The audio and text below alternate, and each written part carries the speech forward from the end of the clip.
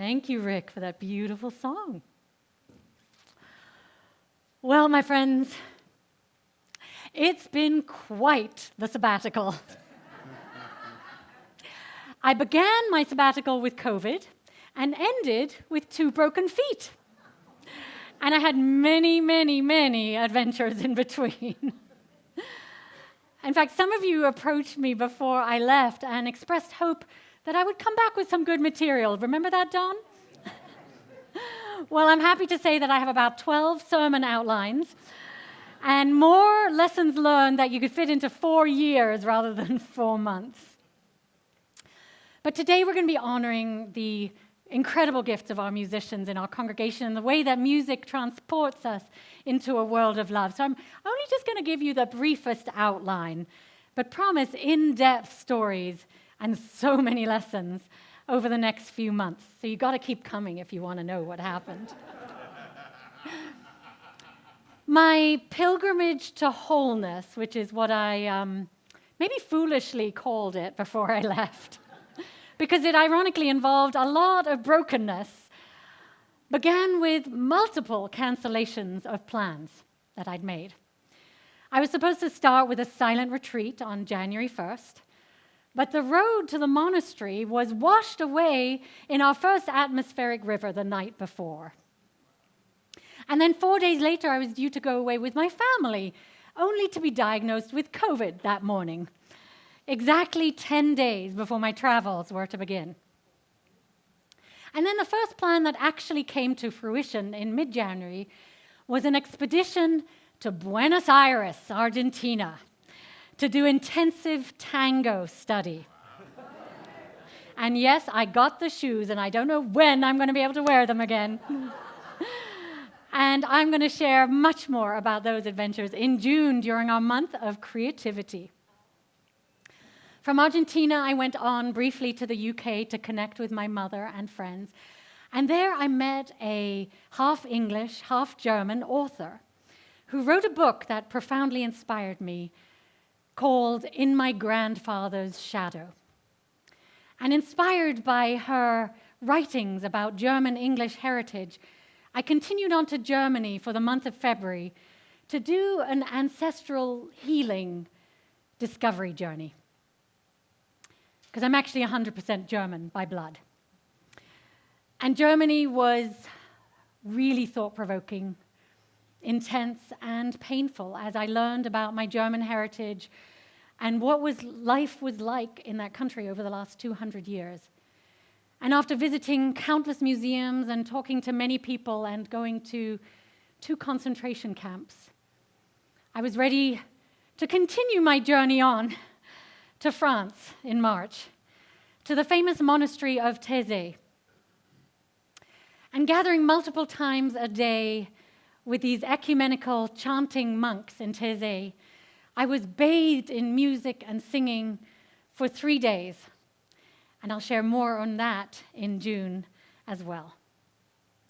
Thésée was followed by 2 weeks of pilgrimage around southern France on a spiritual quest for the iconic Black Madonna, which you're going to hear about next week for Mother's Day. A search for Mary and the Black Madonna, which was extraordinary, and again, a profound spiritual experience. And then in mid-March, I headed on to Portugal, where I was due to walk 2 weeks of the famous Camino de Santiago from Portugal to Spain, with ensuing travels in Spain. But those plans evaporated as swiftly as my earlier plans had. And I really learned about the futility of making plans, honestly. 3 days into the Camino, I fell down a mountain after going up to meditate in a 12th century church, and I broke both of my feet. Now, they say you get the Camino or the pilgrimage that you need. And I guess I needed to learn to be still. And some of you know just what I'm talking about. Alone in a foreign country where I couldn't speak the language, I was taken in by various strangers who looked after me until I could get around on crutches. And more on that in the Love is Everywhere service later this month. And there are some extraordinary details that I really look forward to sharing with you. And even though breaking my feet alone in the woods on the side of a mountain was a horrific and grueling experience, and it put an end to the rest of my plans, I learned so much from this that I actually find myself grateful for that plot twist. At the time, I was like, I already have enough sermons. I don't need any more. But it seems that the universe wants me to write my own Eat, Pray, Love book or something like that. One thing's for sure, I was really excited by the end of it all to come back to work and our shared ministry. And actually, the adventures continued on Wednesday when Ani kindly picked me up and drove me to work, and we broke down on the side of the 101 on the way here. So I hope that's the end of it. I missed you all a lot and thought about you often and lit this beautiful portable chalice. Oh, come on. Yes. Which gave me tremendous comfort in times when I really needed it. This community is so precious, my friends. And I hope you can really allow that to sink in, because being away from you all, absence makes the heart grow fonder and all that, I just realized what an incredible community of loving, caring souls you are, and how rare and precious it is what we do here.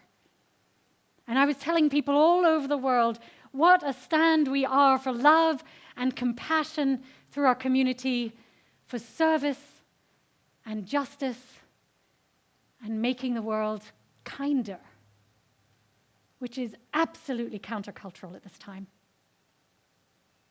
And they were all rightfully impressed. So let's get back to the music and celebration and the many gifts of this community. And thank you, Anthony, and all you amazing musicians again for creating such a beautiful service to welcome me back. I'm grateful to be back alive and in one piece. And I look forward to sharing so much more with what I've learned over time. And this next song is definitely one of my favorites and so appropriate to the sabbatical, because it reminds us all to look at the world from all kinds of different perspectives. May it be so.